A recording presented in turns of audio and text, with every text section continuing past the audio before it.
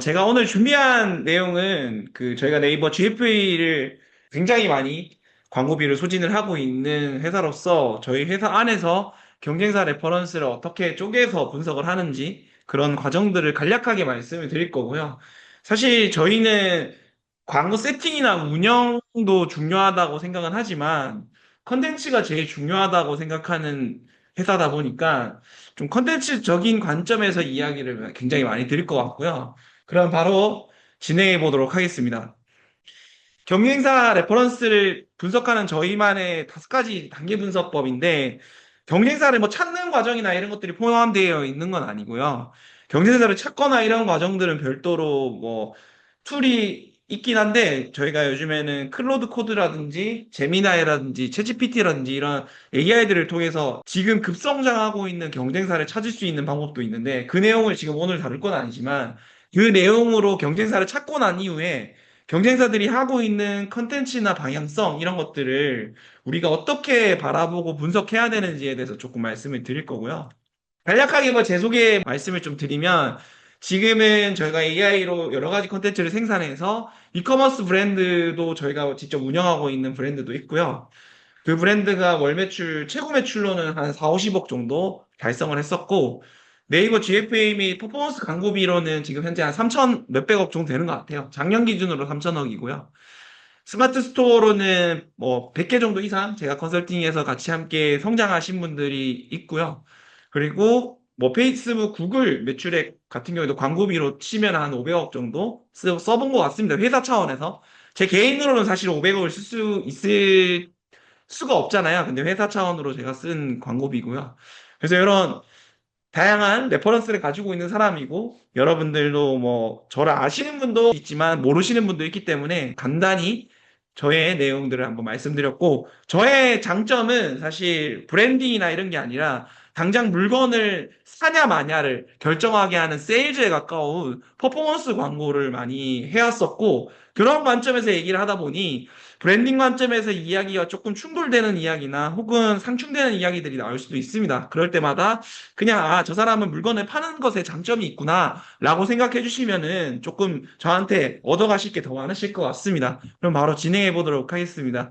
광고를 하는 데 있어서 많은 분들이 퍼포먼스 광고라고 하면 광고에서는 제일 중요한 게 대부분 숫자를 얘기를 합니다. 숫자라고 하면 광고를 돌릴 때 나오는 데이터들을 얘기하죠. 근데 저는 그 데이터를 많이 보는 거를 지향하고 있습니다. 지향한다라는 것은 결국엔 숫자가 주는 거는 우리가 하고 난 행동 뒤에 나온 결과값인데, 그 결과값을 아무리 많이 뒤져보고 하더라도 결론적으로 좋은 결과를 다시 도출해낼 수 있는 힌트를 얻는 게 불가능하더라고요. 그 데이터 안에 사람들이 얘기하고 있는 페인 포인트나 혹은 고민이나 핵심 설득 요소 같은 것들이 숫자에는 보이진 않거든요. 그래서 저는 사실 이 광고 데이터를 많이 보는 거가 결국에는 그냥 무의미한 분석을 많이 하는 거에 가깝다라고 생각을 하고 있습니다. 저희가 가지고 있는 데이터는 일시적인 광고 소재에 대한 데이터일 뿐이지, 고객들이 실제로 느끼고 있는 고통이나 혹은 그들이 원하는 니즈에 대한 해결책을 제시하는 건 절대 아니거든요. 그 해결책을 제시하는 데이터는 사실 컨텐츠라고 생각이 들고요. 그 컨텐츠조차도 이미지, 텍스트, 뭐 영상 같은 경우에는 목소리, 그리고 자막, 그리고 뭐 장면에 나오는 소품, 이런 거 하나하나가 저는 작은 데이터라고 생각을 합니다. 그런 걸 데이터라고 생각하신다고 하면은 좀 더 퍼포먼스를 잘 낼 수 있는 방향을 찾고 계신 분인 것 같고요. 그게 아니라 광고 어드민에 나오고 있는 데이터만 뚫어져라 쳐다보고 있는 그런 분들이 계시다고 하면, 뭐 제가 절대적으로 다 맞다고는 아니지만 결론적으로 제가 광고를 많이 하다 보니 결국 안 터지는 이유는 숫자만 보고 그 숫자의 이면에 있는 혹은 실제로 숫자로 보이지 않고 고객들이 자연어로 이야기하고 있는 고민이나 생각들이 내가 그걸 조사하지 않고 혹은 그거를 계속 들여다보지 않고 하다 보면 성과가 절대 나오지 않습니다. 그래서 GFA도 마찬가지지만 저희가 퍼포먼스 광고를 하는 매체를 보면 GFA, 메타, 구글, 틱톡, 뭐 카카오 뭐 여러 가지 매체들이 있는 것 같아요. 이런 매체들 전체다가 저는 퍼포먼스 콘텐츠의 마케터의 뭐 자질로 봤었을 때에는 이렇게 네 가지 자질인 것 같아요. 저는 단연코 이 네 가지가 없다고 하면 퍼포먼스 광고를 좀 성과를 내기가 좀 힘들다라고 생각을 합니다. 첫 번째로는 공감을 만드는 기획력인 것 같습니다. 공감이라고 하면 너무 포괄적이잖아요. 왜 포괄적으로 적었냐면 사실 공감이라고 하는 그 공감 요소는 우리가 팔고 있는 제품인 것 같아요.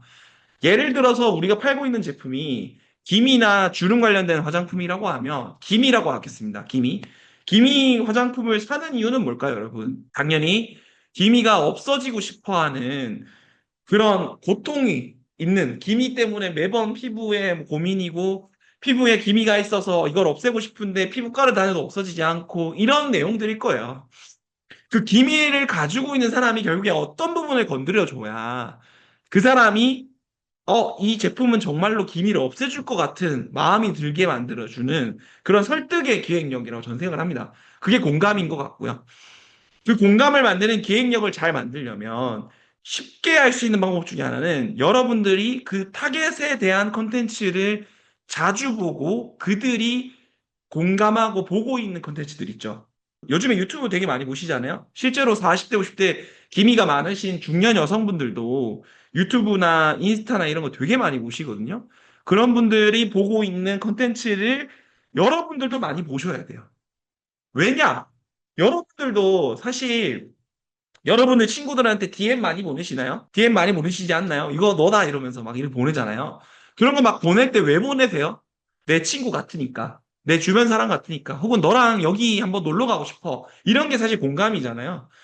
이런 것들이 컨텐츠의 곳곳에 녹아들어 있습니다. 그거를 자주 보고 많이 보고 하는 사람이 광고 소재를 정말 잘 만들 수가 있더라고요, 결국에. 그게 기획력으로 이어지고요. 근데 내가 20대라고 해서 20대 컨텐츠를 많이 보는 게 아니라 내가 타겟하고 있는 40대, 50대들은 과연 인스타나 GFA 네이버에서 혹은 유튜브에서 어떤 컨텐츠를 많이 보고 있는지를 찾아서 내 계정의 로직을 40대 로직으로 바꾸던지 아니면 욕심이 있다고 하시면 40, 50대의 로직으로 되어 있는 서브 계정을 만드셔서 그들이 공감하고 있는 좋아요 댓글이 많이 달리고 이거 내 이야기인데 혹은 나도 주름 없어지고 싶어요. 기미가 없어지고 싶어요 하는 그런 컨텐츠를 많이 보는 게 첫걸음입니다. 그걸 하지 않고 숫자만 보고 컨텐츠를 많이 만든다? 절대 불가능합니다. 그거는 사실 오만이라고 생각합니다. 되게 저도 많이 보려고 노력하고 그 컨텐츠들을 많이 학습하려고 노력을 하고 있다라고 생각하시면 될 것 같고요. 그런 것들을 많이 보고 이제 상상력을 동원해서 시각화할 수 있는 능력이 필요합니다. 시각화할 수 있는 능력이 예전에는 되게 어려웠었거든요. 근데 최근에는 너무나도 쉬워졌습니다. 뭘까요? 저희가 어떤 글이나 내용을 툴에게 넣으면 되죠. 그 툴이 결국에는 생성형 AI라고 하죠.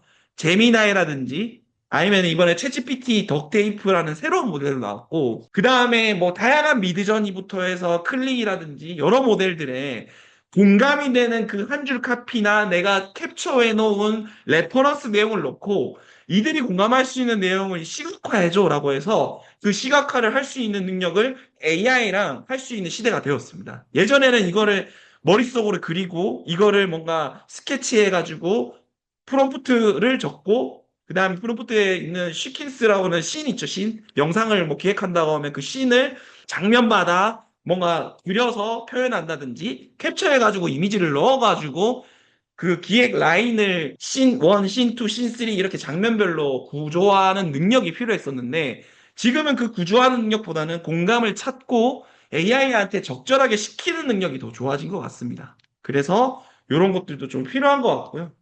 다양한 시각으로 표현이 가능한 능력이 필요한데, 다양한 시각이라고 하면 여러분들이 이 컨텐츠를 만들 때 AI한테도 마찬가지입니다. 이것도 AI랑 연결이 되는 것 같은데, AI한테 이렇게 만들어줘 라고 하면 AI는 그 방향밖에 못 봅니다. 왜냐하면 확률적으로 내가 시킨 프롬프트에 맞춰져서 AI는 그 답변을 추론을 해가지고 맞춰나가는 형태로 답을 주거든요. 그러면 내가 그 다양한 시야를 못 보면 이 AI도 내가 지시하는 그 시야 안에서만 답변을 해줍니다. 그래서 저는 하나의 주제로, 기미라는 주제로 기미를 가지고 있는 중년 여성이 결혼을 했을 수도 있고 결혼 안 했을 수도 있고요. 결혼을 했다고 하면 중년 여성 같은 경우 결혼했으면 누가 있죠, 옆에? 남편이 있죠. 남편의 시야로 그 기미가 많은 중년 와이프의 모습을 바라보는 컨텐츠가 나올 수도 있고요. 이런 시각을 말합니다. 이게 결국에는 소구점이라고 하죠. 하나의 페인 포인트를 다양하게 입체적으로 표현할 수 있는 능력이 필요한 것 같고요. 이 표현하는 능력이 좋으면 좋을수록 더 다양하고 더 다양한 고객들에게 공감을 줄 수 있는 컨텐츠의 스펙트럼이 넓어진다라고 저는 생각을 하고 있습니다.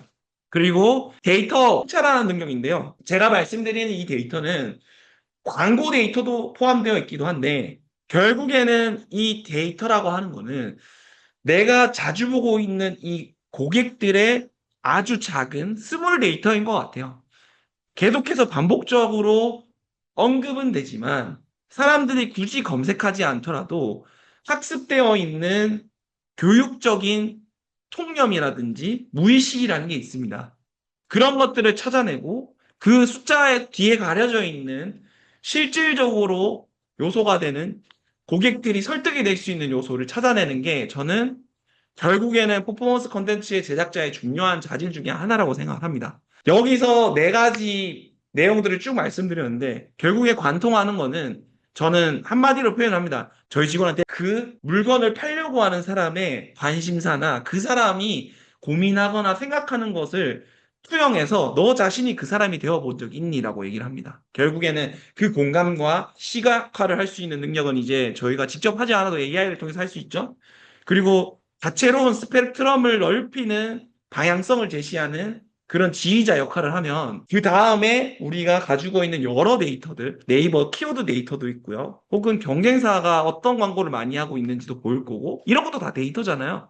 이런 것들을 통찰해서 직감이 높아질수록 광고 성과가 좋아질 수 있는 컨텐츠를 만들 수 있다라고 생각을 합니다. 결국에 컨텐츠 기획의 본질은 사람을 아는 건 것 같아요. 제가 이 두 가지 이미지를 저희 직원들 교육할 때도 되게 많이 쓰는 편인데 욕구와 욕망으로부터 시작되는 게 결국엔 컨텐츠로 이렇게 확장된다라고 생각하시면 될 것 같아요.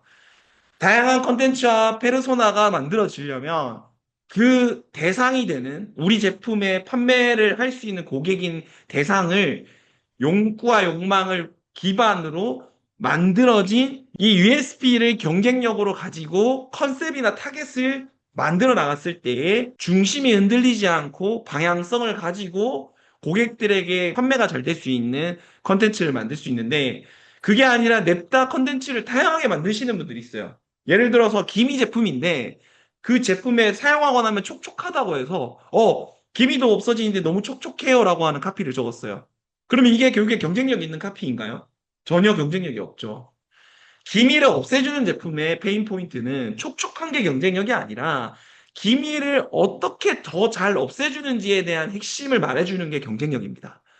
거기에 있는 욕구와 욕망은 기미가 없어졌을 때에 본인이 인정받을 수 있는 인정 욕구와 사회적으로 본인이 되게 매력 있는 인물이 될 수 있는 성적 욕망인 성욕까지도 포함되는 겁니다. 인간이 결국에 가지고 있는 기본 욕구는 변하지 않거든요.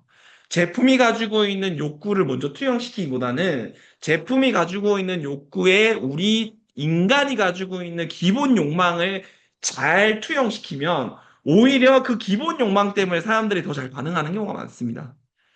남성 활력제가 왜 잘 팔릴까요? 물론 남자분들이 뭔가 운동을 할 때나 에너지가 넘치는 것을 하고 싶을 때인데 남자들이 왜 활발하고 카리스마 있고 남성적인 사람을 저 사람 멋있다라고 생각하거나 이런 경우가 많을까요? 뭐 테토남이나 애견남이나 이런 게 왜 나올까요? 이게 모든 게 다 욕과 욕망에서 시작되는 겁니다. 컨텐츠에서 다 녹아나는 거고요. 그러면 애견남이나 테토남이나 이런 유행하는 컨텐츠들을 보면 테토남이나 애견남은 옛날에 없었던 컨텐츠일까요? 아니거든요.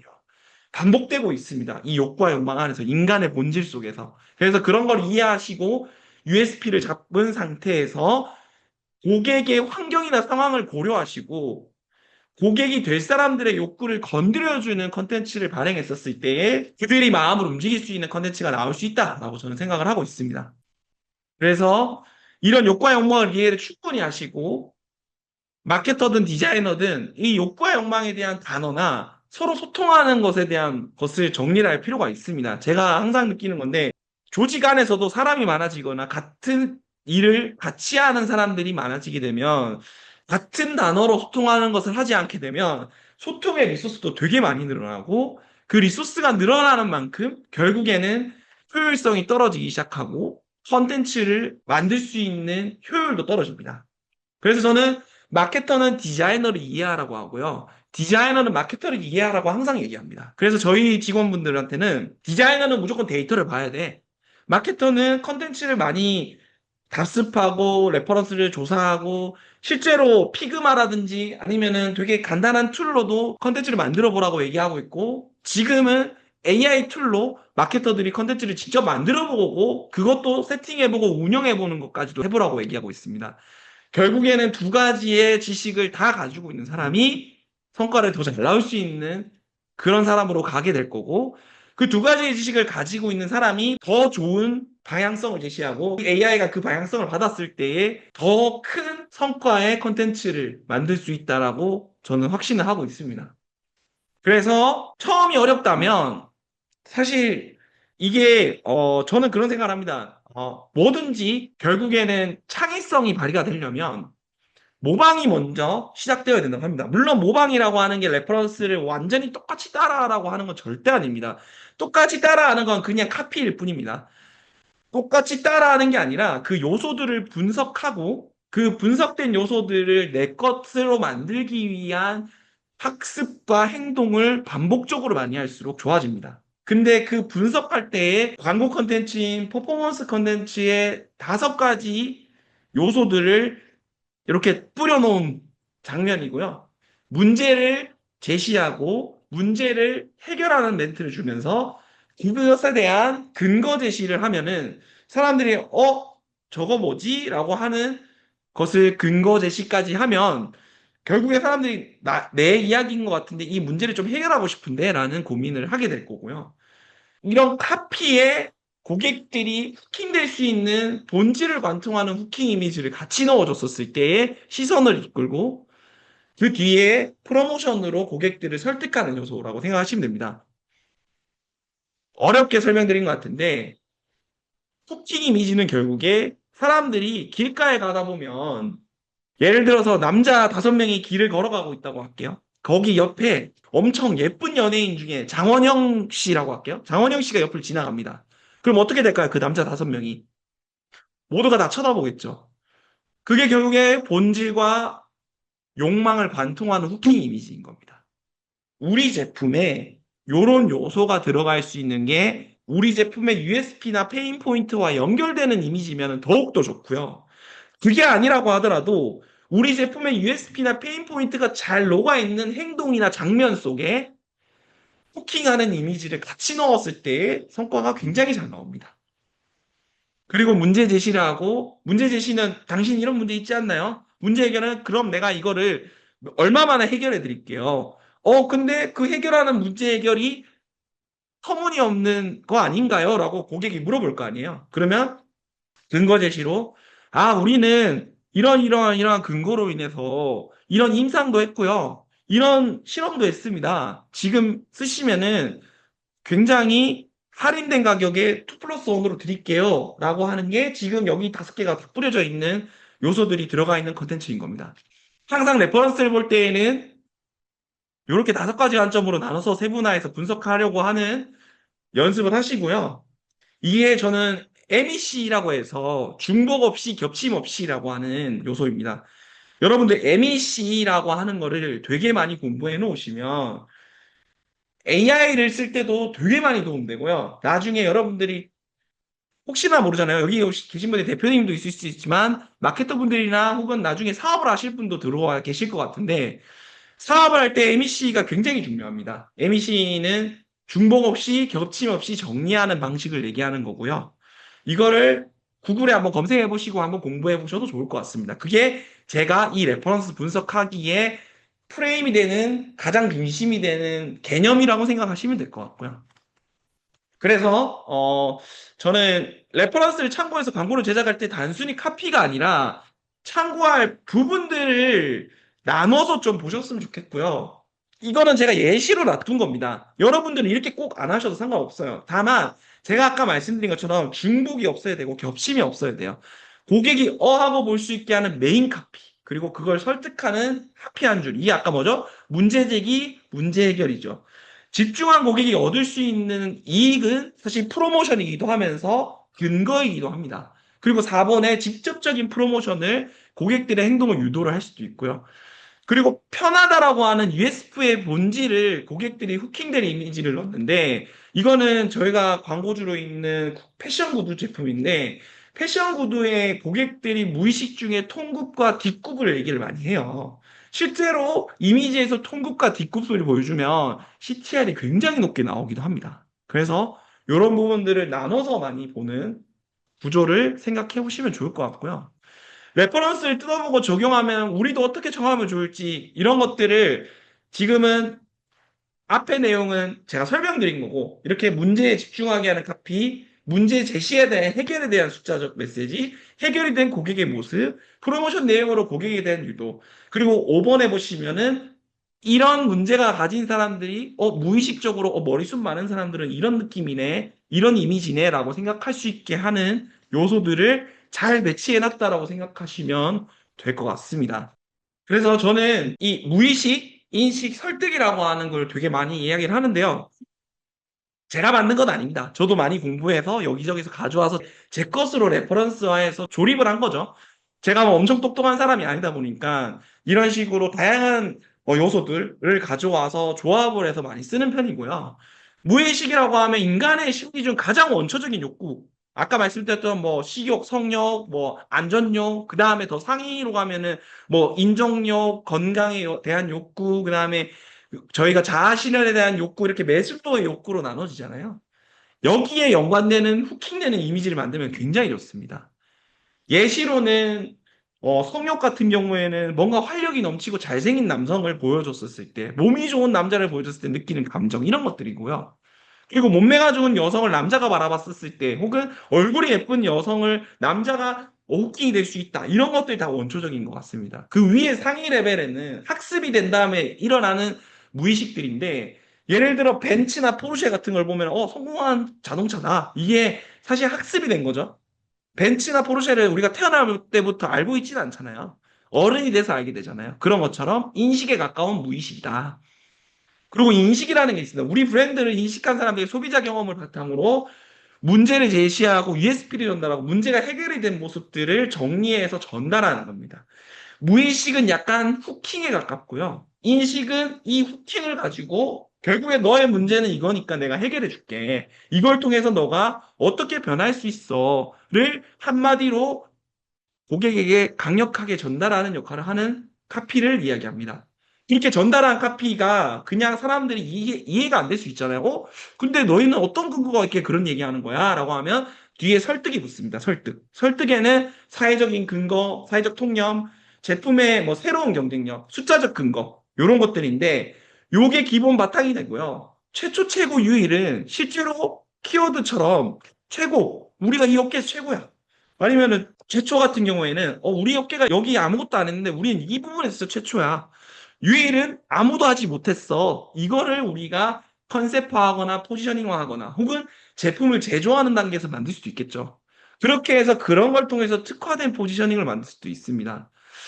기미크림이라고 하면 기미크림이 사실 모두 다 다른 제품으로 만들어질 수 있을까요? 불가능합니다.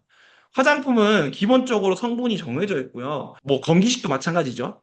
이미 정해져 있는 틀 안에서 만들어야 되기 때문에 같은 기미크림이더라도 어떤 부위 전문으로 만들었다든지 광대 기미 전문 이런 거 있죠. 광대에서도 어떤 부위인지 어떤 사람들의 광대 기미인지 이런 걸로 포지셔닝을 해서 특판의 포지션을 잡았을 때 고객들이 뭐야 이 사람 내 이야기하는 것 같은데 이렇게까지 뾰족하게 제품을 만들었으면 진짜 기미가 없어지는 거 아니야? 라고 만들어지게 하는 그런 요소라고 생각하시면 될 것 같습니다.